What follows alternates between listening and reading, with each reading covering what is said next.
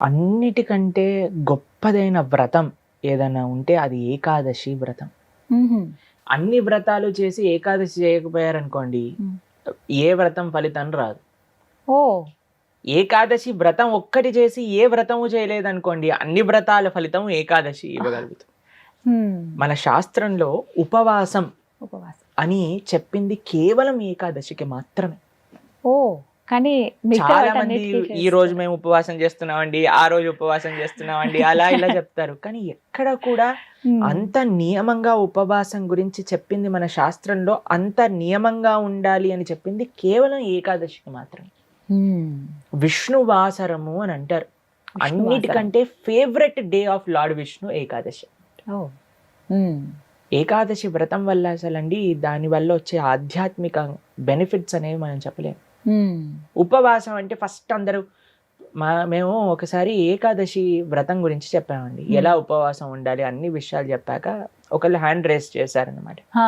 మాకు ప్రశ్న ఉంది అని. అయితే ఏం ప్రశ్న ఉంది అని అడిగితే ఏకాదశి రోజు ఏం తినచ్చండి అని ప్రశ్న అడిగారనమాట. ఉపవాసం. గంట సేపు నేను లెక్చర్ ఏకాదశి ఉపవాసం ఎందుకు చేయాలి అని చెప్పాక ఏకాదశి రోజు ఏం తినచ్చు అని లెక్చర్ క్వశ్చన్ అడుగుతున్నారనమాట. హ్మ్. అయితే ఉపవాసము అంటే ఏంటో ఫస్ట్ అర్థం చేసుకుందాం. హ్మ్. ఉప అంటే దగ్గరగా, హ్మ్. వాసం అని అంటే ఉండటం. హ్మ్. ఉపవాసం అని అంటే భగవంతుడికి దగ్గరగా ఉండటం. హ్మ్. ఏ ఉపవాసానికంటే ఇదే నియమం అండి. చాలా మంది ఏం చేస్తారు తెలుసా అండి, మేము ఈరోజు కటిక ఉపవాసం నీళ్లు కూడా స్వీకరించట్లేదు అని హ్యాపీగా టీవీ ఆన్ చేసుకొని ఇలా బెడ్ పైన పడుకొని ప్రొద్దున నుంచి రాత్రి దాకా ఏ సీరియల్లో ఏ సినిమాలు చూస్తూ ఉంటారు. అయ్యా లేచి గుడికి రండి, నా వల్ల లేదు, శరీరంలో ఓపిక లేదు, నిర్జల వ్రతం ఈరోజు. మనం అండి దేన్నైనా సరే ఎంత మెటీరియలిస్టిక్గా మార్చే శక్తి మానవుడి దగ్గర ఉందండి. శివరాత్రి రోజు జాగరణ చేయండి అంటే లేట్ నైట్ షోలు వాటిలలో సినిమా థియేటర్లో కూర్చొని జాగరణ చేస్తుంటారు. శివుడు పాపం ఏమనుకుంటాడో, ఎంత బాధపడతారో ఇలాంటి వాళ్ళని చూసి ఆశ్చర్యం వేస్తుంది. మనం దేన్నైనా సరే ఎలా పాడు చేయొచ్చో అంత ఎంత ఫాస్ట్గా మానవ బ్రెయిన్ పనిచేస్తుందంటే అంత పనిచేస్తుంది. ఉపవాసము అని అంటే ఆ ఉపవాసం చేసే ఏకాదశి రోజు ఏం చెయ్యాలి అని అంటే ఇంకా మరింత కృష్ణ సేవ, ఇంకా మరింత భగవన్నామం పలకటం. హరే కృష్ణ కృష్ణ కృష్ణ హరే హరే, హరే రామ రామ రామ హరే హరే. మరింత నామం చేసుకోవటం, మరింత భాగవత గీత వీటిని శ్రవణం చేయటం, అధ్యయనం చేయటం. ఇది ఉపవాసం, భగవంతుడు దగ్గరగా ఉండటం. మరి ప్రభుజీ ఉపవాసం అంటే తినకుండా ఎందుకు ఉండాలని చెప్తారు? ఇప్పుడు చూడండి, ప్రొద్దు నుంచి లేవంగానే తిండి గోలే కదండి మనకి. ఏం టిఫిన్ ఏం చేయాలి, దోశలు వేయటం, ఇడ్లీలు వేయటం, అటు వాయిల్ తీయటం, ఇటు చట్నీ చేయటం, ఇటు సాంబార్ చేయటం, పెట్టేయటం. దాని తర్వాత ఇది అయిపోగానే మళ్ళీ లంచ్కి ఏం కావాలి, భోజనం కోసం కూరగాయలు కట్ చేయటం, వంటలు చేయటం, మళ్ళీ తినగానే నిద్ర వస్తుంది, మధ్యాహ్నం పూట పడుకుంటాం, మళ్ళీ సాయంత్రం కావగానే ఇది అది. దాని తర్వాత మళ్ళీ రాత్రి డిన్నర్ ఏంటి, స్విగ్గీ జొమాటో అవి ఇవి, మళ్ళీ కిచెన్ క్లీన్ చేసుకోవడం, తూడ్చుకోవడం, బాసనలు తోముకోవడం, వీటిలలోనే రోజంతా పోతుంది. ఏం చెప్పారంటే, అయ్యా నువ్వు దేవుడికి దగ్గరగా ఉండాలంటే వీటిని కొద్దిగా దూరం పెట్టాలి, అప్పుడే సాధ్యం అవుతుంది. తినకపోయామనుకోండి, కొద్దిగా తగ్గించామనుకోండి, మనకి నిద్ర రాదు అంతగా. ప్లస్ ఇంత పెద్ద తతంగం మొత్తం కూడా ఆఫ్ అయిపోతుంది. ఎంత సమయం మెలిగిపోతుంది. మీరు ఒక్కసారి ప్రయత్నించండి. ఒకరోజు వంట తిండి ఈ రెండు ఆపేస్తే అసలు ఆ రోజు ఏంటి ఇంత పెద్దగా ఉంది మనకి అని అనిపిస్తుంది అనమాట. ఎందుకంటే అంత సమయం మనకు ఉండిపోతుంది. కాబట్టి ఏకాదశి రోజు ఏంటి నియమం, ముఖ్య నియమం ఏంటి అని అంటే, ఎంత వీలైతే అంత భక్తితో ఉండటం, భగవంతుడి యొక్క ఆరాధన చేయటం, ఆలయానికి వెళ్ళడం, వైష్ణవుల సేవ చేసుకోవటం, భగవన్నామాన్ని జపం చేయటం, గీతా భాగవతాలు శ్రవణం చేయటం, సత్సంగంలో ఉండటం. ఇది ఏకాదశి ముఖ్య నియమం. దాని తర్వాత నియమం ఏంటి అని అంటే ఆహార నియమం పాటించాలి. ఏంటి ఆహార నియమం పాటించాలి అని అంటే, ధాన్యంలో ఏకాదశి రోజు పాప పురుషుడు ఉంటాడు అని చెప్తారనమాట. ధాన్యం అని అంటే రైస్, దాల్, పప్పులు, తర్వాత గోధుమలు, తర్వాత వరి, వీటన్నిటిలో అనమాట. కాబట్టి ఆ రోజు మనం వీటి నుంచి దూరంగా ఉండి మరి ఏం స్వీకరించవచ్చు, పాలు, పండ్లు.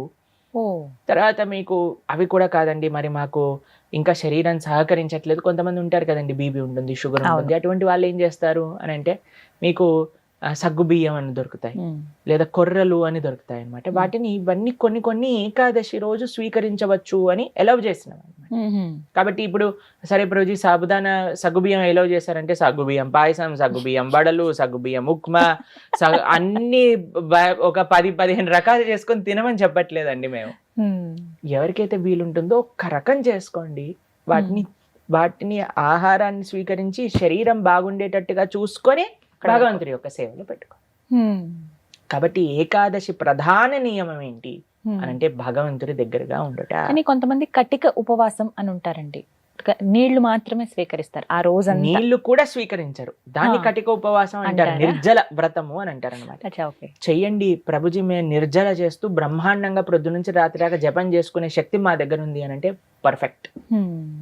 లేదండి మాకు ఏదన్నా లోపలికి వెళ్ళండి, మాకు బ్రెయిన్ పనిచేయదు అని అన్న వాళ్ళు పాలు స్వీకరించండి, లేదండి పండ్లు స్వీకరించండి, లేదండి సగ్గుబియ్యంతో కొద్దిగా అంటే అలా ఉండొచ్చా? ఇందాక మీరు అన్నారు కటిక ఉపవాసం కనీసం.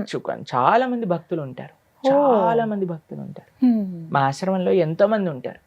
మరి మీ విషయం ఏంటి ప్రభుజీ, మీరు ఉండరా అని అంటే మేము మధ్యాహ్నం వరకు మాత్రం నీరు తీసుకోకుండా ఏం ఆహారం తీసుకోకుండా ఉపవాసం. మధ్యాహ్నం వరకు మధ్యాహ్నం పూట కొద్దిగా పాలు, కొద్దిగా పండ్లు అలాంటివి స్వీకరిస్తాం అన్నమాట.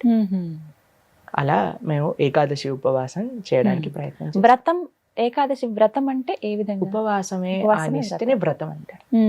ప్రతి నెలలో 2 ఏకాదశులు వస్తాయి. అవును.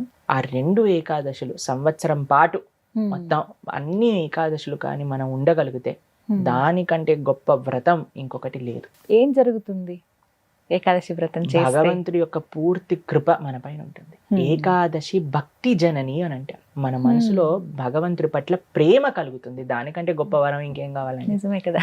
కాబట్టి ఏకాదశి వ్రతం తప్పకుండా చేయాలి. అందరూ కూడా ఆ ఏకాదశి వ్రత మహాత్యాన్ని తెలుసుకోండి, చక్కగా ఏకాదశి వ్రతాన్ని ఆచరించడానికి ప్రయత్నం చేయండి. ఇప్పుడు వైకుంఠ ఏకాదశి చాలా అద్భుతమైన రోజు, మీరు సంకల్పం తీసుకొని ముందుకెళ్ళడానికి. చాలా మంది మమ్మల్ని అడుగుతుంటారు, రోజు మా ఇంట్లో ఎవరో వెళ్ళిపోయారు, లేదా మాకు మైల్ ఉంది, అశౌచం ఉంది, మీరు ఎలా ఉన్నా ఏం జరుగుతున్నా ఏకాదశి మాత్రం పాటించవచ్చు, దాంట్లో ఏం ప్రాబ్లం. ఆ రోజు ఖచ్చితంగా ఇవి వింటే బాగుంటుంది, ఇవి పఠిస్తే బాగుంటుంది. భాగవతం వినాలి, భాగవతం చదువుకోవాలి, భగవన్ నామం జపం చేయాలి, కీర్తన చేసుకోవాలి, ఆలయానికి వెళ్ళాలి, కృష్ణుడికి తులసితో అర్చన చేయాలి.